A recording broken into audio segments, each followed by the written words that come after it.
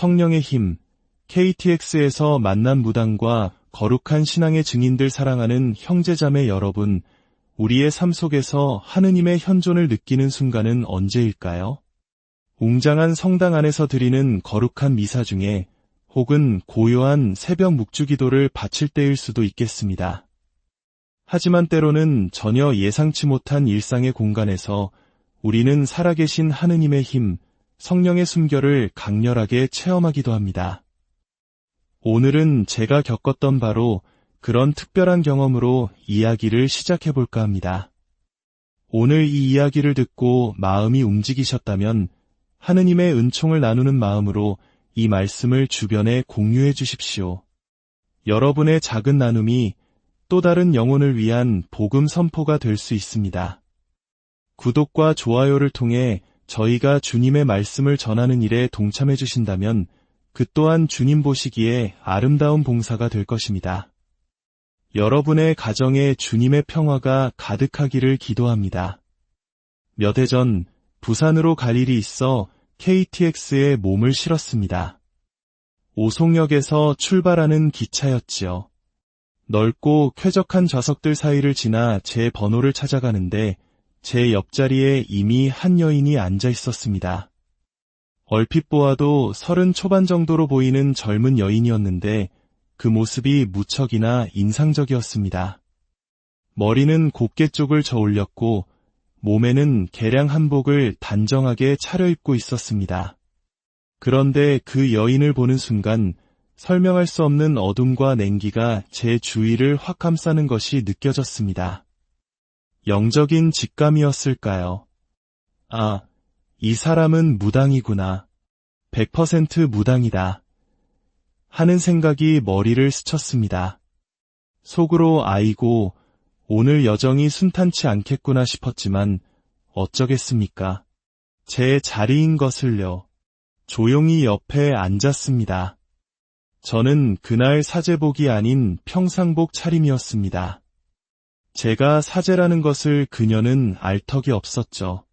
자리에 앉은 저는 마음속으로 즉시 구마 기도를 바치기 시작했습니다. 나자렛 예수 그리스도의 이름으로 명하노니 이 어둠의 세력이 저에게 해를 끼치지 못하게 하소서. 저를 보호하소서. 조용히 그러나 간절하게 기도했습니다. 그렇게 10분, 20분이 흘렀을까요? 옆에 앉은 여인이 이상한 행동을 보이기 시작했습니다. 계속해서 끙끙 앓는 소리를 내며 몸을 이리저리 뒤틀고 도무지 자리에 편안히 앉아있지를 못하는 것이었습니다.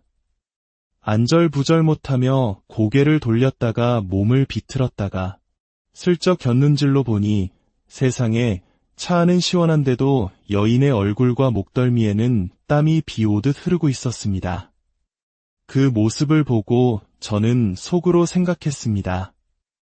아, 드디어 내 기도의 약발이 듣기 시작하는구나. 1시간쯤 지났을까요? 갑자기 그 여인이 저를 툭 치며 말을 걸었습니다. 다짜고짜 반말이었습니다. 아저씨, 뭐해요?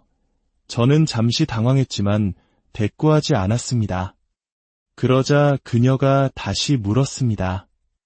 아저씨, 뭐하는 사람이에요? 기가 막혔습니다.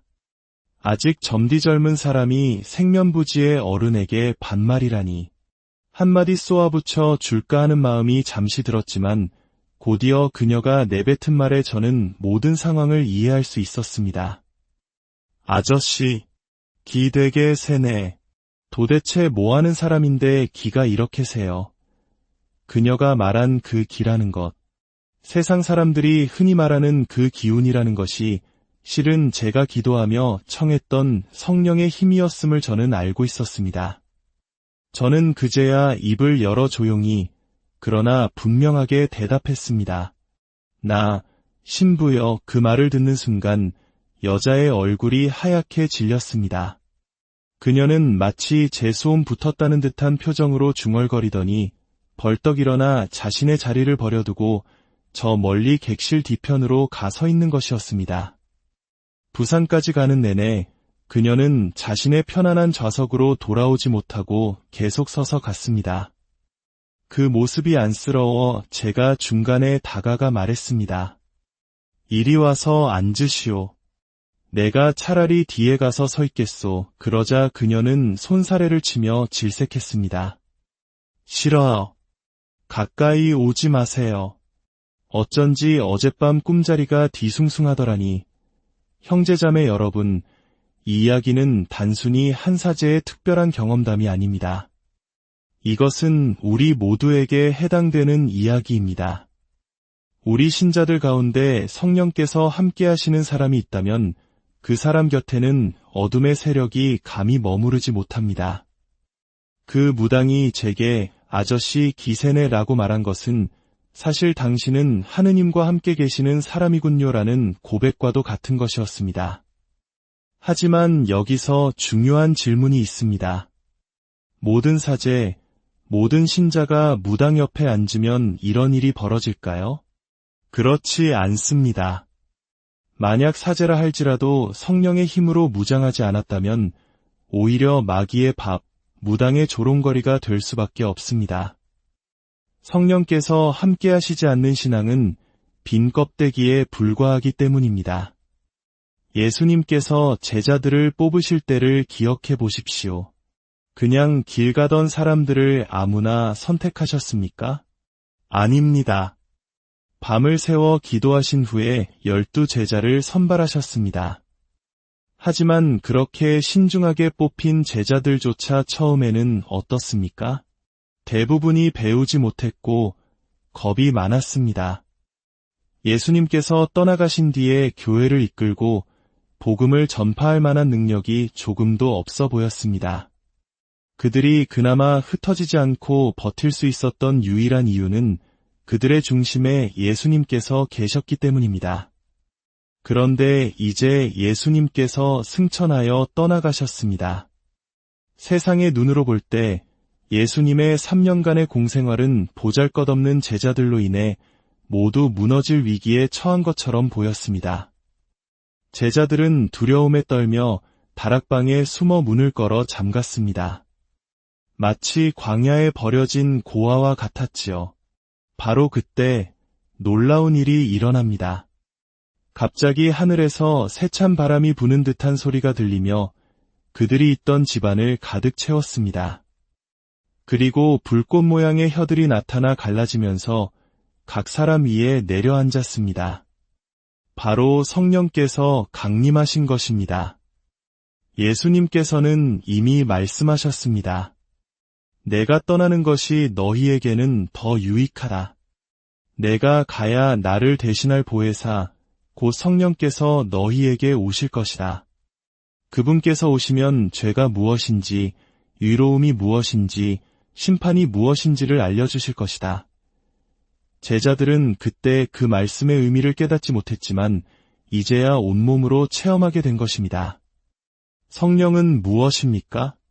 성령은 하느님을 하느님답게 하는 힘이며 성자를 성자답게 하는 힘입니다.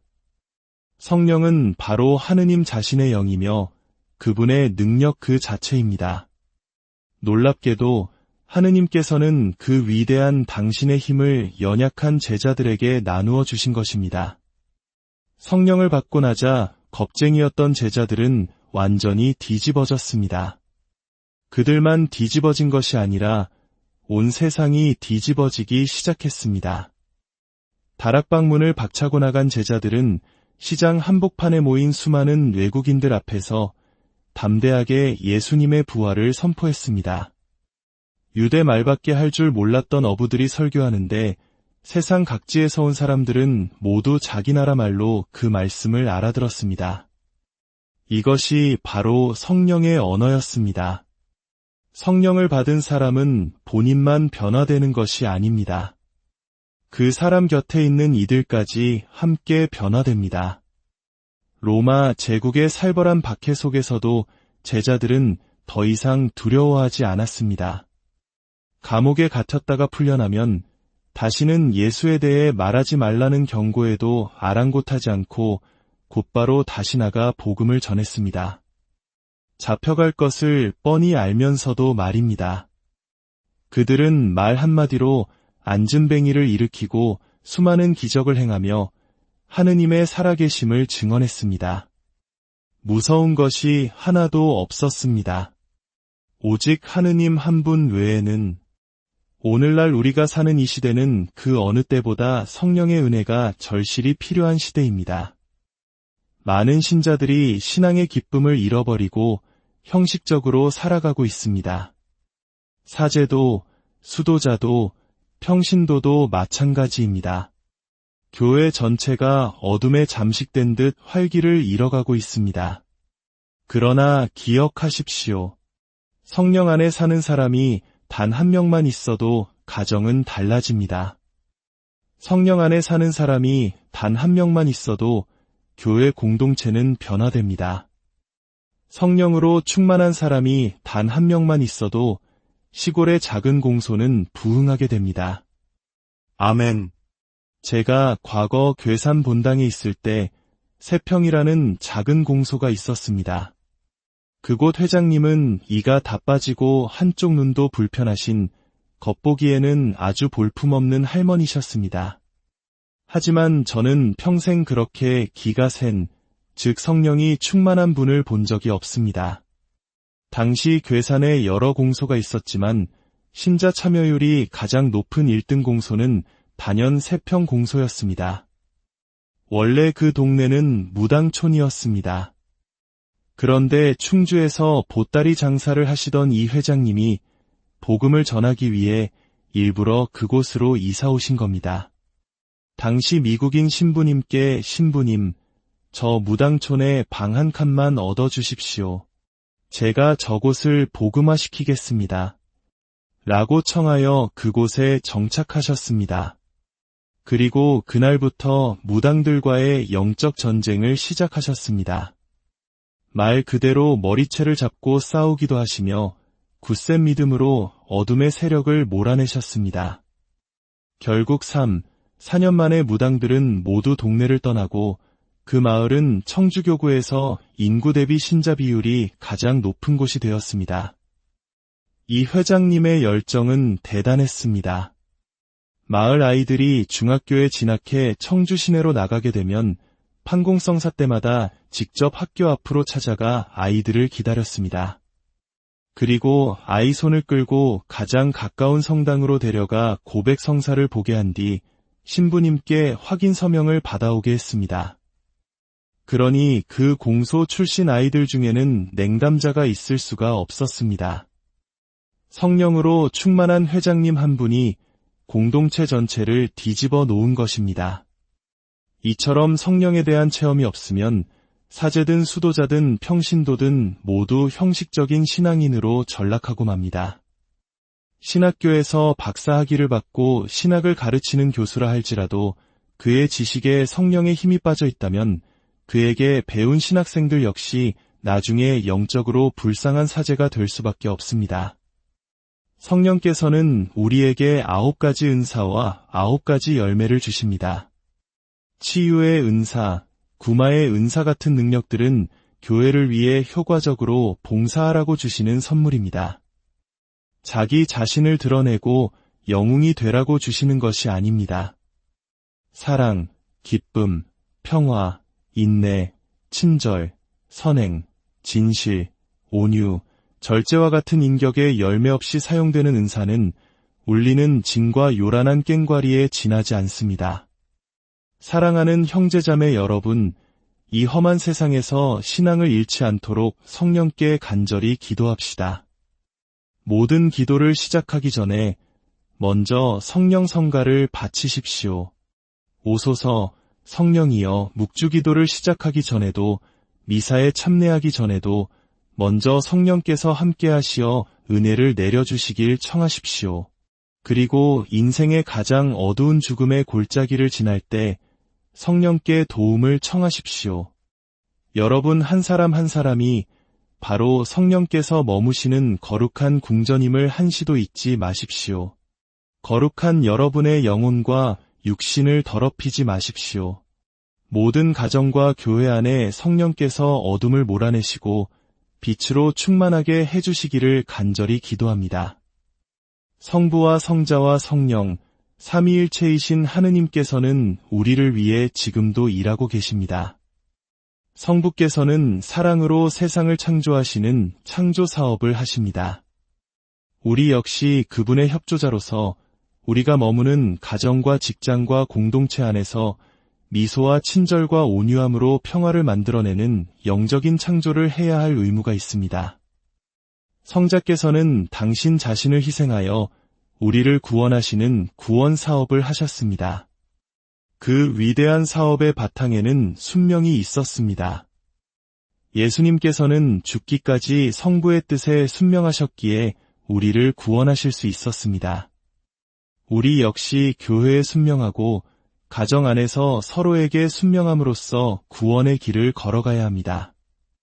마귀는 어떻게든 목자와 양 사이를, 부부 사이를, 부모와 자식 사이를 이간질하여 순명의 관계를 깨뜨리려 합니다. 여기에 속아 넘어가지 마십시오. 마지막으로 성령께서는 우리를 거룩하게 하시는 성화 사업을 하십니다.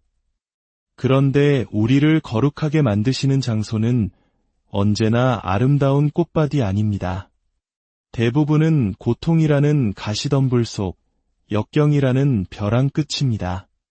이스라엘 백성이 40년의 광야 생활을 통해 베드로 사도가 3번의 배반과 통한의 눈물을 통해 거룩해졌듯이 하느님께서는 우리가 마주하기 싫은 고통스러운 사건들을 통해 우리를 단련시키고 당신께 더 가까이 이끄십니다. 그러므로 지금 고통 중에 있는 형제자매가 있다면 바로 지금이 성령께서 여러분을 거룩하게 만들고 계시는 시간임을 믿으십시오. 창조 사업, 구원 사업, 성화 사업에 우리 모두 충실한 협력자가 되어 매일의 삶 속에서 성령의 열매를 맺으며 살아갑시다. 성령의 힘, KTX에서 만난 무당과 거룩한 신앙의 증인들 사랑하는 형제자매 여러분, 우리의 삶 속에서 하느님의 현존을 느끼는 순간은 언제일까요? 웅장한 성당 안에서 드리는 거룩한 미사 중에 혹은 고요한 새벽 묵주기도를 바칠 때일 수도 있겠습니다. 하지만 때로는 전혀 예상치 못한 일상의 공간에서 우리는 살아계신 하느님의 힘, 성령의 숨결을 강렬하게 체험하기도 합니다. 오늘은 제가 겪었던 바로 그런 특별한 경험으로 이야기를 시작해볼까 합니다. 오늘 이 이야기를 듣고 마음이 움직이셨다면 하느님의 은총을 나누는 마음으로 이 말씀을 주변에 공유해 주십시오. 여러분의 작은 나눔이 또 다른 영혼을 위한 복음 선포가 될 수 있습니다. 구독과 좋아요를 통해 저희가 주님의 말씀을 전하는 일에 동참해 주신다면 그 또한 주님 보시기에 아름다운 봉사가 될 것입니다. 여러분의 가정에 주님의 평화가 가득하기를 기도합니다. 몇 해 전 부산으로 갈 일이 있어 KTX에 몸을 실었습니다. 오송역에서 출발하는 기차였지요. 넓고 쾌적한 좌석들 사이를 지나 제 번호를 찾아가는데 제 옆자리에 이미 한 여인이 앉아 있었습니다. 얼핏 보아도 30 초반 정도로 보이는 젊은 여인이었는데 그 모습이 무척이나 인상적이었습니다. 머리는 곱게 쪽을 저올렸고 몸에는 개량 한복을 단정하게 차려입고 있었습니다. 그런데 그 여인을 보는 순간 설명할 수 없는 어둠과 냉기가 제 주위를 확 감싸는 것이 느껴졌습니다. 영적인 직감이었을까요? 아, 이 사람은 무당이구나. 100% 무당이다. 하는 생각이 머리를 스쳤습니다. 속으로 아이고, 오늘 여정이 순탄치 않겠구나 싶었지만 어쩌겠습니까? 제 자리인 것을요. 조용히 옆에 앉았습니다. 저는 그날 사제복이 아닌 평상복 차림이었습니다. 제가 사제라는 것을 그녀는 알 턱이 없었죠. 자리에 앉은 저는 마음속으로 즉시 구마 기도를 바치기 시작했습니다. 나자렛 예수 그리스도의 이름으로 명하노니 이 어둠의 세력이 저에게 해를 끼치지 못하게 하소서. 저를 보호하소서. 조용히 그러나 간절하게 기도했습니다. 그렇게 10분, 20분이 흘렀을까요? 옆에 앉은 여인이 이상한 행동을 보이기 시작했습니다. 계속해서 끙끙 앓는 소리를 내며 몸을 이리저리 뒤틀고 도무지 자리에 편안히 앉아있지를 못하는 것이었습니다. 안절부절 못하며 고개를 돌렸다가 몸을 비틀었다가 슬쩍 곁눈질로 보니 세상에 차 안은 시원한데도 여인의 얼굴과 목덜미에는 땀이 비 오듯 흐르고 있었습니다. 그 모습을 보고 저는 속으로 생각했습니다. 아, 드디어 내 기도의 약발이 듣기 시작하는구나. 1시간쯤 지났을까요? 갑자기 그 여인이 저를 툭 치며 말을 걸었습니다. 다짜고짜 반말이었습니다. 아저씨, 뭐해요? 저는 잠시 당황했지만 대꾸하지 않았습니다. 그러자 그녀가 다시 물었습니다. 아저씨, 뭐하는 사람이에요? 기가 막혔습니다. 아직 점디절문 사람이 생면부지의 어른에게 반말이라니. 한마디 쏘아붙여 줄까 하는 마음이 잠시 들었지만 곧이어 그녀가 내뱉은 말에 저는 모든 상황을 이해할 수 있었습니다. 아저씨, 기 되게 세네. 도대체 뭐하는 사람인데 기가 이렇게 세요? 그녀가 말한 그 기라는 것, 세상 사람들이 흔히 말하는 그 기운이라는 것이 실은 제가 기도하며 청했던 성령의 힘이었음을 저는 알고 있었습니다. 저는 그제야 입을 열어 조용히 그러나 분명하게 대답했습니다. 나, 신부여. 그 말을 듣는 순간 여자의 얼굴이 하얗게 질렸습니다. 그녀는 마치 재수옴 붙었다는 듯한 표정으로 중얼거리더니 벌떡 일어나 자신의 자리를 버려두고 저 멀리 객실 뒤편으로 가 서 있는 것이었습니다. 부산까지 가는 내내 그녀는 자신의 편안한 좌석으로 돌아오지 못하고 계속 서서 갔습니다. 그 모습이 안쓰러워 제가 중간에 다가가 말했습니다. 이리 와서 앉으시오. 내가 차라리 뒤에 가서 서 있겠소. 그러자 그녀는 손사래를 치며 질색했습니다. 싫어요. 가까이 오지 마세요. 어쩐지 어젯밤 꿈자리가 뒤숭숭하더라니. 형제자매 여러분, 이 이야기는 단순히 한 사제의 특별한 경험담이 아닙니다. 이것은 우리 모두에게 해당되는 이야기입니다. 우리 신자들 가운데 성령께서 함께 하시는 사람이 있다면 그 사람 곁에는 어둠의 세력이 감히 머무르지 못합니다. 그 무당이 제게 아저씨 기세네라고 말한 것은 사실 당신은 하느님과 함께 계시는 사람이군요라는 고백과도 같은 것이었습니다. 하지만 여기서 중요한 질문이 있습니다. 모든 사제, 모든 신자가 무당 옆에 앉으면 이런 일이 벌어질까요? 그렇지 않습니다. 만약 사제라 할지라도 성령의 힘으로 무장하지 않았다면 오히려 마귀의 밥, 무당의 조롱거리가 될 수밖에 없습니다. 성령께서 함께 하시지 않는 신앙은 빈 껍데기에 불과하기 때문입니다. 예수님께서 제자들을 뽑으실 때를 기억해 보십시오. 그냥 길 가던 사람들을 아무나 선택하셨습니까? 아닙니다.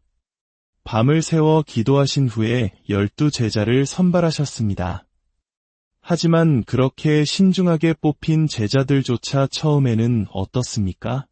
대부분이 배우지 못했고 겁이 많았습니다. 예수님께서 떠나가신 뒤에 교회를 이끌고 복음을 전파할 만한 능력이 조금도 없어 보였습니다. 그들이 그나마 흩어지지 않고 버틸 수 있었던 유일한 이유는 그들의 중심에 예수님께서 계셨기 때문입니다. 그런데 이제 예수님께서 승천하여 떠나가셨습니다. 세상의 눈으로 볼 때 예수님의 3년간의 공생활은 보잘것없는 제자들로 인해 모두 무너질 위기에 처한 것처럼 보였습니다. 제자들은 두려움에 떨며 다락방에 숨어 문을 걸어 잠갔습니다. 마치 광야에 버려진 고아와 같았지요. 바로 그때 놀라운 일이 일어납니다. 갑자기 하늘에서 세찬 바람이 부는 듯한 소리가 들리며 그들이 있던 집안을 가득 채웠습니다. 그리고 불꽃 모양의 혀들이 나타나 갈라지면서 각 사람 위에 내려앉았습니다. 바로 성령께서 강림하신 것입니다. 예수님께서는 이미 말씀하셨습니다. 내가 떠나는 것이 너희에게는 더 유익하다. 내가 가야 나를 대신할 보혜사, 곧 성령께서 너희에게 오실 것이다. 그분께서 오시면 죄가 무엇인지, 의로움이 무엇인지, 심판이 무엇인지를 알려주실 것이다. 제자들은 그때 그 말씀의 의미를 깨닫지 못했지만 이제야 온몸으로 체험하게 된 것입니다. 성령은 무엇입니까? 성령은 하느님을 하느님답게 하는 힘이며 성자를 성자답게 하는 힘입니다. 성령은 바로 하느님 자신의 영이며 그분의 능력 그 자체입니다. 놀랍게도 하느님께서는 그 위대한 당신의 힘을 연약한 제자들에게 나누어 주신 것입니다. 성령을 받고 나자 겁쟁이였던 제자들은 완전히 뒤집어졌습니다. 그들만 뒤집어진 것이 아니라 온 세상이 뒤집어지기 시작했습니다. 다락방문을 박차고 나간 제자들은 시장 한복판에 모인 수많은 외국인들 앞에서 담대하게 예수님의 부활을 선포했습니다. 유대 말밖에 할 줄 몰랐던 어부들이 설교하는데 세상 각지에서 온 사람들은 모두 자기 나라 말로 그 말씀을 알아들었습니다. 이것이 바로 성령의 언어였습니다. 성령을 받은 사람은 본인만 변화되는 것이 아닙니다. 그 사람 곁에 있는 이들까지 함께 변화됩니다. 로마 제국의 살벌한 박해 속에서도 제자들은 더 이상 두려워하지 않았습니다. 감옥에 갇혔다가 풀려나면 다시는 예수에 대해 말하지 말라는 경고에도 아랑곳하지 않고 곧바로 다시 나가 복음을 전했습니다. 잡혀갈 것을 뻔히 알면서도 말입니다. 그들은 말 한마디로 안진뱅이를 일으키고 수많은 기적을 행하며 하느님의 살아계심을 증언했습니다. 무서운 것이 하나도 없었습니다. 오직 하느님 한 분 외에는 오늘날 우리가 사는 이 시대는 그 어느 때보다 성령의 은혜가 절실히 필요한 시대입니다. 많은 신자들이 신앙의 기쁨을 잃어버리고 형식적으로 살아가고 있습니다. 사제도, 수도자도, 평신도도 마찬가지입니다. 교회 전체가 어둠에 잠식된 듯 활기를 잃어가고 있습니다. 그러나 기억하십시오. 성령 안에 사는 사람이 단 한 명만 있어도 가정은 달라집니다. 성령 안에 사는 사람이 단 한 명만 있어도 교회 공동체는 변화됩니다. 성령으로 충만한 사람이 단 한 명만 있어도 시골의 작은 공소는 부흥하게 됩니다. 아멘. 제가 과거 괴산 본당에 있을 때 세평이라는 작은 공소가 있었습니다. 그곳 회장님은 이가 다 빠지고 한쪽 눈도 불편하신 겉보기에는 아주 볼품없는 할머니셨습니다. 하지만 저는 평생 그렇게 기가 센, 즉 성령이 충만한 분을 본 적이 없습니다. 당시 괴산에 여러 공소가 있었지만 신자 참여율이 가장 높은 1등 공소는 단연 세평 공소였습니다. 원래 그 동네는 무당촌이었습니다. 그런데 충주에서 보따리 장사를 하시던 이 회장님이 복음을 전하기 위해 일부러 그곳으로 이사 오신 겁니다. 당시 미국인 신부님께 신부님, 저 무당촌에 방 한 칸만 얻어주십시오. 제가 저곳을 복음화시키겠습니다. 라고 청하여 그곳에 정착하셨습니다. 그리고 그날부터 무당들과의 영적 전쟁을 시작하셨습니다. 말 그대로 머리채를 잡고 싸우기도 하시며 굳센 믿음으로 어둠의 세력을 몰아내셨습니다. 결국 4년 만에 무당들은 모두 동네를 떠나고 그 마을은 청주교구에서 인구 대비 신자 비율이 가장 높은 곳이 되었습니다. 이 회장님의 열정은 대단했습니다.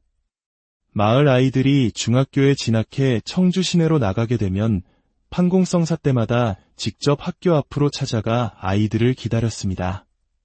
그리고 아이 손을 끌고 가장 가까운 성당으로 데려가 고백 성사를 보게 한 뒤 신부님께 확인 서명을 받아오게 했습니다. 그러니 그 공소 출신 아이들 중에는 냉담자가 있을 수가 없었습니다. 성령으로 충만한 회장님 한 분이 공동체 전체를 뒤집어 놓은 것입니다. 이처럼 성령에 대한 체험이 없으면 사제든 수도자든 평신도든 모두 형식적인 신앙인으로 전락하고 맙니다.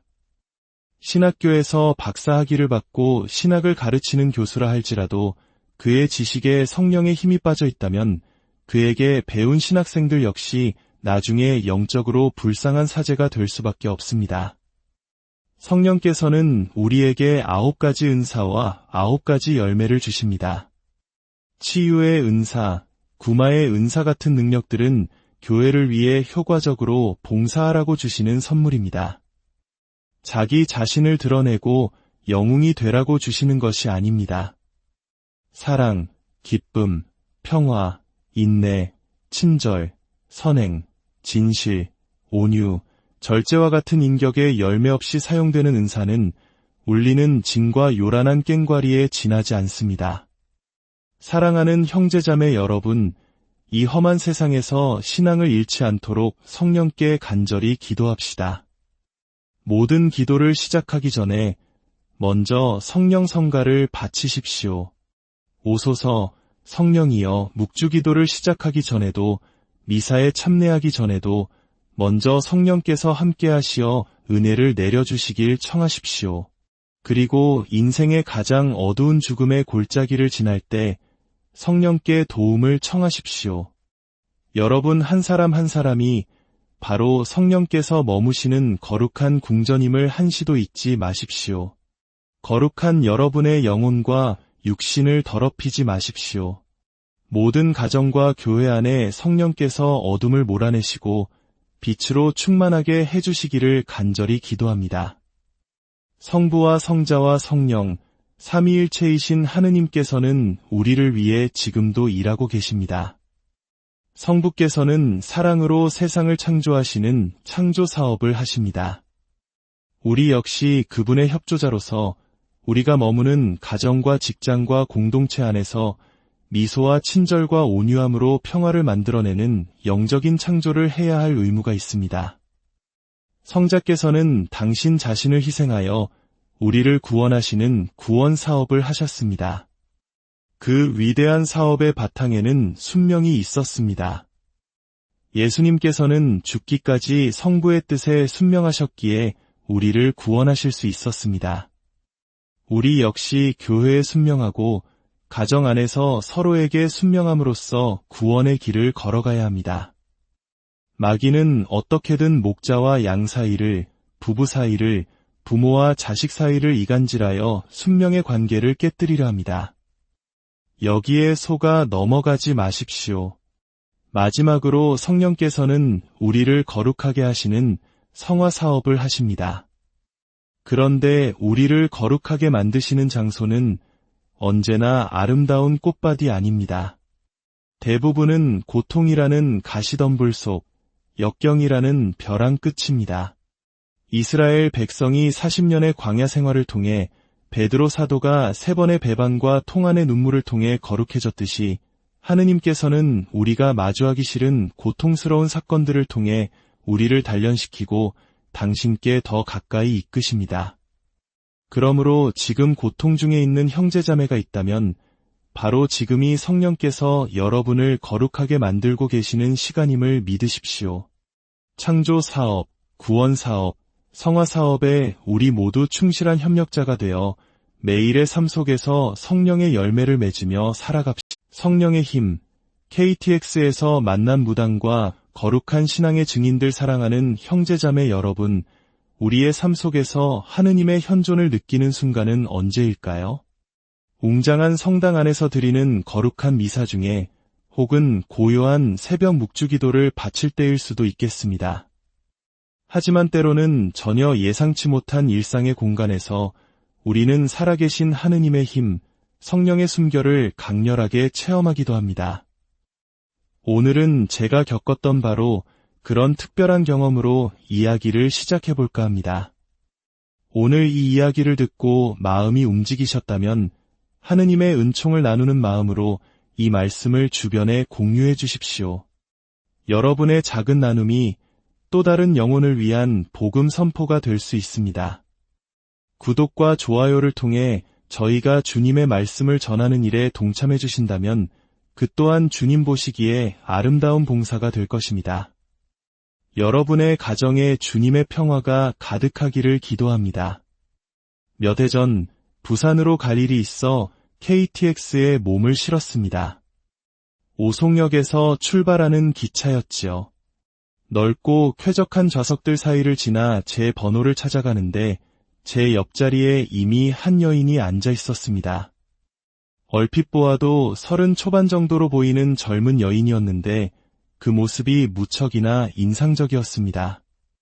머리는 곱게 쪽을 저올렸고 몸에는 개량 한복을 단정하게 차려입고 있었습니다.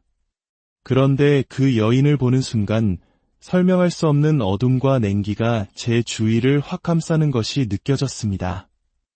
영적인 직감이었을까요? 아, 이 사람은 무당이구나. 100% 무당이다. 하는 생각이 머리를 스쳤습니다. 속으로 아이고, 오늘 여정이 순탄치 않겠구나 싶었지만 어쩌겠습니까? 제 자리인 것을요. 조용히 옆에 앉았습니다. 저는 그날 사제복이 아닌 평상복 차림이었습니다. 제가 사제라는 것을 그녀는 알 턱이 없었죠. 자리에 앉은 저는 마음속으로 즉시 구마 기도를 바치기 시작했습니다.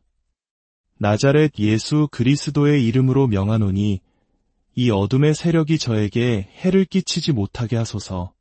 저를 보호하소서. 조용히 그러나 간절하게 기도했습니다. 그렇게 10분, 20분이 흘렀을까요? 옆에 앉은 여인이 이상한 행동을 보이기 시작했습니다. 계속해서 끙끙 앓는 소리를 내며 몸을 이리저리 뒤틀고 도무지 자리에 편안히 앉아있지를 못하는 것이었습니다. 안절부절 못하며 고개를 돌렸다가 몸을 비틀었다가 슬쩍 곁눈질로 보니 세상에 차 안은 시원한데도 여인의 얼굴과 목덜미에는 땀이 비 오듯 흐르고 있었습니다. 그 모습을 보고 저는 속으로 생각했습니다. 아, 드디어 내 기도의 약발이 듣기 시작하는구나. 1시간쯤 지났을까요? 갑자기 그 여인이 저를 툭 치며 말을 걸었습니다. 다짜고짜 반말이었습니다. 아저씨, 뭐해요? 저는 잠시 당황했지만 대꾸하지 않았습니다. 그러자 그녀가 다시 물었습니다. 아저씨, 뭐하는 사람이에요? 기가 막혔습니다. 아직 점디 젊은 사람이 생면부지의 어른에게 반말이라니. 한마디 쏘아붙여 줄까 하는 마음이 잠시 들었지만 곧이어 그녀가 내뱉은 말에 저는 모든 상황을 이해할 수 있었습니다. 아저씨, 기 되게 세네. 도대체 뭐하는 사람인데 기가 이렇게 세요. 그녀가 말한 그 기라는 것, 세상 사람들이 흔히 말하는 그 기운이라는 것이 실은 제가 기도하며 청했던 성령의 힘이었음을 저는 알고 있었습니다. 저는 그제야 입을 열어 조용히 그러나 분명하게 대답했습니다. 나, 신부여. 그 말을 듣는 순간 여자의 얼굴이 하얗게 질렸습니다. 그녀는 마치 재수옴 붙었다는 듯한 표정으로 중얼거리더니 벌떡 일어나 자신의 자리를 버려두고 저 멀리 객실 뒤편으로 가 서 있는 것이었습니다. 부산까지 가는 내내 그녀는 자신의 편안한 좌석으로 돌아오지 못하고 계속 서서 갔습니다. 그 모습이 안쓰러워 제가 중간에 다가가 말했습니다. 이리 와서 앉으시오. 내가 차라리 뒤에 가서 서 있겠소. 그러자 그녀는 손사래를 치며 질색했습니다. 싫어요. 가까이 오지 마세요. 어쩐지 어젯밤 꿈자리가 뒤숭숭하더라니. 형제자매 여러분, 이 이야기는 단순히 한 사제의 특별한 경험담이 아닙니다. 이것은 우리 모두에게 해당되는 이야기입니다. 우리 신자들 가운데 성령께서 함께 하시는 사람이 있다면 그 사람 곁에는 어둠의 세력이 감히 머무르지 못합니다.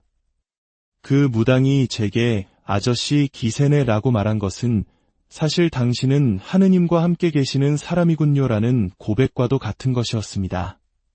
하지만 여기서 중요한 질문이 있습니다.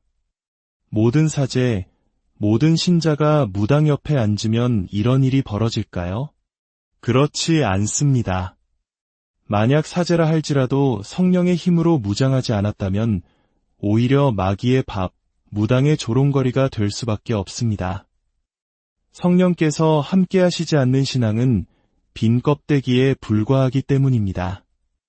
예수님께서 제자들을 뽑으실 때를 기억해 보십시오. 그냥 길 가던 사람들을 아무나 선택하셨습니까? 아닙니다. 밤을 새워 기도하신 후에 12제자를 선발하셨습니다.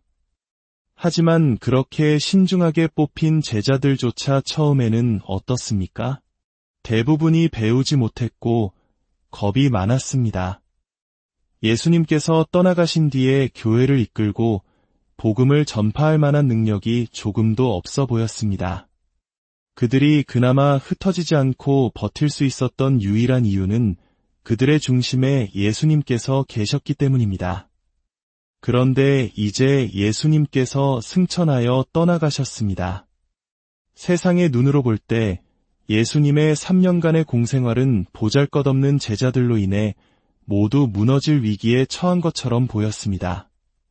제자들은 두려움에 떨며 다락방에 숨어 문을 걸어 잠갔습니다. 마치 광야에 버려진 고아와 같았지요. 바로 그때 놀라운 일이 일어납니다. 갑자기 하늘에서 세찬 바람이 부는 듯한 소리가 들리며 그들이 있던 집안을 가득 채웠습니다. 그리고 불꽃 모양의 혀들이 나타나 갈라지면서 각 사람 위에 내려앉았습니다. 바로 성령께서 강림하신 것입니다. 예수님께서는 이미 말씀하셨습니다. 내가 떠나는 것이 너희에게는 더 유익하다. 내가 가야 나를 대신할 보혜사, 곧 성령께서 너희에게 오실 것이다. 그분께서 오시면 죄가 무엇인지, 의로움이 무엇인지, 심판이 무엇인지를 알려주실 것이다. 제자들은 그때 그 말씀의 의미를 깨닫지 못했지만 이제야 온몸으로 체험하게 된 것입니다. 성령은 무엇입니까? 성령은 하느님을 하느님답게 하는 힘이며 성자를 성자답게 하는 힘입니다. 성령은 바로 하느님 자신의 영이며 그분의 능력 그 자체입니다. 놀랍게도 하느님께서는 그 위대한 당신의 힘을 연약한 제자들에게 나누어 주신 것입니다. 성령을 받고 나자 겁쟁이였던 제자들은 완전히 뒤집어졌습니다. 그들만 뒤집어진 것이 아니라 온 세상이 뒤집어지기 시작했습니다. 다락방 문을 박차고 나간 제자들은 시장 한복판에 모인 수많은 외국인들 앞에서 담대하게 예수님의 부활을 선포했습니다. 유대 말밖에 할 줄 몰랐던 어부들이 설교하는데 세상 각지에서 온 사람들은 모두 자기 나라 말로 그 말씀을 알아들었습니다. 이것이 바로 성령의 언어였습니다. 성령을 받은 사람은 본인만 변화되는 것이 아닙니다. 그 사람 곁에 있는 이들까지 함께 변화됩니다. 로마 제국의 살벌한 박해 속에서도 제자들은 더 이상 두려워하지 않았습니다. 감옥에 갇혔다가 풀려나면 다시는 예수에 대해 말하지 말라는 경고에도 아랑곳하지 않고 곧바로 다시 나가 복음을 전했습니다. 잡혀갈 것을 뻔히 알면서도 말입니다. 그들은 말 한마디로 안진뱅이를 일으키고 수많은 기적을 행하며 하느님의 살아계심을 증언했습니다. 무서운 것이 하나도 없었습니다. 오직 하느님 한 분 외에는. 오늘날 우리가 사는 이 시대는 그 어느 때보다 성령의 은혜가 절실히 필요한 시대입니다. 많은 신자들이 신앙의 기쁨을 잃어버리고 형식적으로 살아가고 있습니다. 사제도, 수도자도, 평신도도 마찬가지입니다. 교회 전체가 어둠에 잠식된 듯 활기를 잃어가고 있습니다. 그러나 기억하십시오. 성령 안에 사는 사람이 단 한 명만 있어도 가정은 달라집니다. 성령 안에 사는 사람이 단 한 명만 있어도 교회 공동체는 변화됩니다. 성령으로 충만한 사람이 단 한 명만 있어도 시골의 작은 공소는 부흥하게 됩니다. 아멘. 제가 과거 괴산 본당에 있을 때 세평이라는 작은 공소가 있었습니다. 그곳 회장님은 이가 다 빠지고 한쪽 눈도 불편하신 겉보기에는 아주 볼품없는 할머니셨습니다. 하지만 저는 평생 그렇게 기가 센, 즉 성령이 충만한 분을 본 적이 없습니다. 당시 괴산에 여러 공소가 있었지만 신자 참여율이 가장 높은 1등 공소는 단연 세평 공소였습니다. 원래 그 동네는 무당촌이었습니다. 그런데 충주에서 보따리 장사를 하시던 이 회장님이 복음을 전하기 위해 일부러 그곳으로 이사 오신 겁니다. 당시 미국인 신부님께 신부님, 저 무당촌에 방 한 칸만 얻어주십시오. 제가 저곳을 복음화시키겠습니다. 라고 청하여 그곳에 정착하셨습니다. 그리고 그날부터 무당들과의 영적 전쟁을 시작하셨습니다. 말 그대로 머리채를 잡고 싸우기도 하시며 굳센 믿음으로 어둠의 세력을 몰아내셨습니다. 결국 4년 만에 무당들은 모두 동네를 떠나고 그 마을은 청주교구에서 인구 대비 신자 비율이 가장 높은 곳이 되었습니다. 이 회장님의 열정은 대단했습니다. 마을 아이들이 중학교에 진학해 청주 시내로 나가게 되면 판공성사 때마다 직접 학교 앞으로 찾아가 아이들을 기다렸습니다. 그리고 아이 손을 끌고 가장 가까운 성당으로 데려가 고백 성사를 보게 한 뒤 신부님께 확인 서명을 받아오게 했습니다. 그러니 그 공소 출신 아이들 중에는 냉담자가 있을 수가 없었습니다. 성령으로 충만한 회장님 한 분이 공동체 전체를 뒤집어 놓은 것입니다. 이처럼 성령에 대한 체험이 없으면 사제든 수도자든 평신도든 모두 형식적인 신앙인으로 전락하고 맙니다. 신학교에서 박사학위를 받고 신학을 가르치는 교수라 할지라도 그의 지식에 성령의 힘이 빠져 있다면 그에게 배운 신학생들 역시 나중에 영적으로 불쌍한 사제가 될 수밖에 없습니다. 성령께서는 우리에게 9가지 은사와 9가지 열매를 주십니다. 치유의 은사, 구마의 은사 같은 능력들은 교회를 위해 효과적으로 봉사하라고 주시는 선물입니다. 자기 자신을 드러내고 영웅이 되라고 주시는 것이 아닙니다. 사랑, 기쁨, 평화, 인내, 친절, 선행, 진실, 온유, 절제와 같은 인격의 열매 없이 사용되는 은사는 울리는 징과 요란한 꽹과리에 지나지 않습니다. 사랑하는 형제자매 여러분, 이 험한 세상에서 신앙을 잃지 않도록 성령께 간절히 기도합시다. 모든 기도를 시작하기 전에 먼저 성령 성가를 바치십시오. 오소서 성령이여 묵주기도를 시작하기 전에도 미사에 참내하기 전에도 먼저 성령께서 함께하시어 은혜를 내려주시길 청하십시오. 그리고 인생의 가장 어두운 죽음의 골짜기를 지날 때 성령께 도움을 청하십시오. 여러분 한 사람 한 사람이 바로 성령께서 머무시는 거룩한 궁전임을 한시도 잊지 마십시오. 거룩한 여러분의 영혼과 육신을 더럽히지 마십시오. 모든 가정과 교회 안에 성령께서 어둠을 몰아내시고 빛으로 충만하게 해주시기를 간절히 기도합니다. 성부와 성자와 성령, 삼위일체이신 하느님께서는 우리를 위해 지금도 일하고 계십니다. 성부께서는 사랑으로 세상을 창조하시는 창조 사업을 하십니다. 우리 역시 그분의 협조자로서 우리가 머무는 가정과 직장과 공동체 안에서 미소와 친절과 온유함으로 평화를 만들어내는 영적인 창조를 해야 할 의무가 있습니다. 성자께서는 당신 자신을 희생하여 우리를 구원하시는 구원 사업을 하셨습니다. 그 위대한 사업의 바탕에는 순명이 있었습니다. 예수님께서는 죽기까지 성부의 뜻에 순명하셨기에 우리를 구원하실 수 있었습니다. 우리 역시 교회에 순명하고 가정 안에서 서로에게 순명함으로써 구원의 길을 걸어가야 합니다.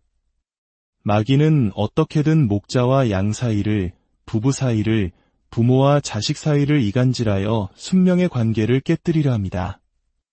여기에 속아 넘어가지 마십시오. 마지막으로 성령께서는 우리를 거룩하게 하시는 성화 사업을 하십니다. 그런데 우리를 거룩하게 만드시는 장소는 언제나 아름다운 꽃밭이 아닙니다. 대부분은 고통이라는 가시덤불 속, 역경이라는 벼랑 끝입니다.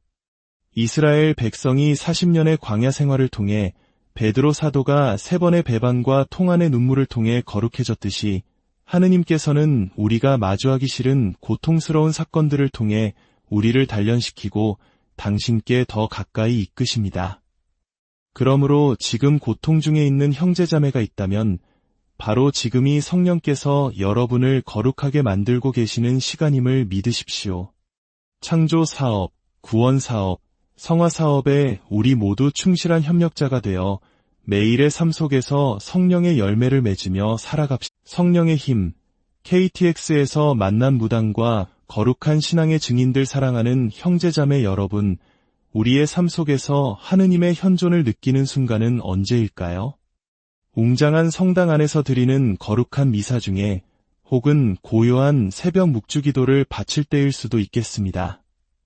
하지만 때로는 전혀 예상치 못한 일상의 공간에서 우리는 살아계신 하느님의 힘, 성령의 숨결을 강렬하게 체험하기도 합니다. 오늘은 제가 겪었던 바로 그런 특별한 경험으로 이야기를 시작해볼까 합니다. 오늘 이 이야기를 듣고 마음이 움직이셨다면 하느님의 은총을 나누는 마음으로 이 말씀을 주변에 공유해 주십시오. 여러분의 작은 나눔이 또 다른 영혼을 위한 복음 선포가 될 수 있습니다. 구독과 좋아요를 통해 저희가 주님의 말씀을 전하는 일에 동참해 주신다면 그 또한 주님 보시기에 아름다운 봉사가 될 것입니다. 여러분의 가정에 주님의 평화가 가득하기를 기도합니다. 몇 해 전 부산으로 갈 일이 있어 KTX에 몸을 실었습니다. 오송역에서 출발하는 기차였지요. 넓고 쾌적한 좌석들 사이를 지나 제 번호를 찾아가는데 제 옆자리에 이미 한 여인이 앉아 있었습니다. 얼핏 보아도 30 초반 정도로 보이는 젊은 여인이었는데 그 모습이 무척이나 인상적이었습니다. 머리는 곱게 쪽을 저올렸고 몸에는 개량 한복을 단정하게 차려입고 있었습니다. 그런데 그 여인을 보는 순간 설명할 수 없는 어둠과 냉기가 제 주위를 확 감싸는 것이 느껴졌습니다. 영적인 직감이었을까요? 아, 이 사람은 무당이구나.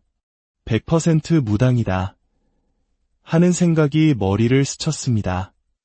속으로 아이고, 오늘 여정이 순탄치 않겠구나 싶었지만 어쩌겠습니까? 제 자리인 것을요. 조용히 옆에 앉았습니다. 저는 그날 사제복이 아닌 평상복 차림이었습니다. 제가 사제라는 것을 그녀는 알 턱이 없었죠. 자리에 앉은 저는 마음속으로 즉시 구마 기도를 바치기 시작했습니다. 나자렛 예수 그리스도의 이름으로 명하노니 이 어둠의 세력이 저에게 해를 끼치지 못하게 하소서.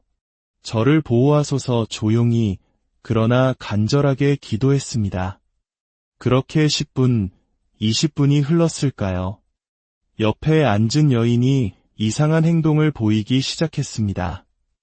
계속해서 끙끙 앓는 소리를 내며 몸을 이리저리 뒤틀고 도무지 자리에 편안히 앉아있지를 못하는 것이었습니다. 안절부절 못하며 고개를 돌렸다가 몸을 비틀었다가 슬쩍 곁눈질로 보니 세상에 차 안은 시원한데도 여인의 얼굴과 목덜미에는 땀이 비 오듯 흐르고 있었습니다. 그 모습을 보고 저는 속으로 생각했습니다. 아, 드디어 내 기도의 약발이 듣기 시작하는구나. 1시간쯤 지났을까요? 갑자기 그 여인이 저를 툭 치며 말을 걸었습니다. 다짜고짜 반말이었습니다. 아저씨, 뭐해요? 저는 잠시 당황했지만 대꾸하지 않았습니다. 그러자 그녀가 다시 물었습니다. 아저씨, 뭐 하는 사람이에요? 기가 막혔습니다. 아직 점디절문 사람이 생면부지의 어른에게 반말이라니. 한마디 쏘아붙여 줄까 하는 마음이 잠시 들었지만 곧이어 그녀가 내뱉은 말에 저는 모든 상황을 이해할 수 있었습니다. 아저씨, 기 되게 세네. 도대체 뭐 하는 사람인데 기가 이렇게 세요. 그녀가 말한 그 기라는 것. 세상 사람들이 흔히 말하는 그 기운이라는 것이 실은 제가 기도하며 청했던 성령의 힘이었음을 저는 알고 있었습니다. 저는 그제야 입을 열어 조용히 그러나 분명하게 대답했습니다. 나, 신부여. 그 말을 듣는 순간 여자의 얼굴이 하얗게 질렸습니다. 그녀는 마치 재수옴 붙었다는 듯한 표정으로 중얼거리더니 벌떡 일어나 자신의 자리를 버려두고 저 멀리 객실 뒤편으로 가 서 있는 것이었습니다. 부산까지 가는 내내 그녀는 자신의 편안한 좌석으로 돌아오지 못하고 계속 서서 갔습니다. 그 모습이 안쓰러워 제가 중간에 다가가 말했습니다. 이리 와서 앉으시오. 내가 차라리 뒤에 가서 서 있겠소. 그러자 그녀는 손사래를 치며 질색했습니다. 싫어요. 가까이 오지 마세요. 어쩐지 어젯밤 꿈자리가 뒤숭숭하더라니. 형제자매 여러분, 이 이야기는 단순히 한 사제의 특별한 경험담이 아닙니다. 이것은 우리 모두에게 해당되는 이야기입니다. 우리 신자들 가운데 성령께서 함께 하시는 사람이 있다면 그 사람 곁에는 어둠의 세력이 감히 머무르지 못합니다. 그 무당이 제게 아저씨 기세네라고 말한 것은 사실 당신은 하느님과 함께 계시는 사람이군요라는 고백과도 같은 것이었습니다. 하지만 여기서 중요한 질문이 있습니다. 모든 사제, 모든 신자가 무당 옆에 앉으면 이런 일이 벌어질까요? 그렇지 않습니다. 만약 사제라 할지라도 성령의 힘으로 무장하지 않았다면 오히려 마귀의 밥, 무당의 조롱거리가 될 수밖에 없습니다. 성령께서 함께 하시지 않는 신앙은 빈 껍데기에 불과하기 때문입니다. 예수님께서 제자들을 뽑으실 때를 기억해 보십시오. 그냥 길 가던 사람들을 아무나 선택하셨습니까? 아닙니다. 밤을 새워 기도하신 후에 12 제자를 선발하셨습니다. 하지만 그렇게 신중하게 뽑힌 제자들조차 처음에는 어떻습니까? 대부분이 배우지 못했고 겁이 많았습니다. 예수님께서 떠나가신 뒤에 교회를 이끌고 복음을 전파할 만한 능력이 조금도 없어 보였습니다. 그들이 그나마 흩어지지 않고 버틸 수 있었던 유일한 이유는 그들의 중심에 예수님께서 계셨기 때문입니다. 그런데 이제 예수님께서 승천하여 떠나가셨습니다. 세상의 눈으로 볼 때 예수님의 3년간의 공생활은 보잘것없는 제자들로 인해 모두 무너질 위기에 처한 것처럼 보였습니다. 제자들은 두려움에 떨며 다락방에 숨어 문을 걸어 잠갔습니다. 마치 광야에 버려진 고아와 같았지요. 바로 그때 놀라운 일이 일어납니다. 갑자기 하늘에서 세찬 바람이 부는 듯한 소리가 들리며 그들이 있던 집안을 가득 채웠습니다. 그리고 불꽃 모양의 혀들이 나타나 갈라지면서 각 사람 위에 내려앉았습니다. 바로 성령께서 강림하신 것입니다. 예수님께서는 이미 말씀하셨습니다. 내가 떠나는 것이 너희에게는 더 유익하다. 내가 가야 나를 대신할 보혜사, 곧 성령께서 너희에게 오실 것이다. 그분께서 오시면 죄가 무엇인지, 의로움이 무엇인지, 심판이 무엇인지를 알려주실 것이다. 제자들은 그때 그 말씀의 의미를 깨닫지 못했지만 이제야 온몸으로 체험하게 된 것입니다. 성령은 무엇입니까? 성령은 하느님을 하느님답게 하는 힘이며 성자를 성자답게 하는 힘입니다. 성령은 바로 하느님 자신의 영이며 그분의 능력 그 자체입니다. 놀랍게도 하느님께서는 그 위대한 당신의 힘을 연약한 제자들에게 나누어 주신 것입니다. 성령을 받고 나자 겁쟁이였던 제자들은 완전히 뒤집어졌습니다. 그들만 뒤집어진 것이 아니라 온 세상이 뒤집어지기 시작했습니다.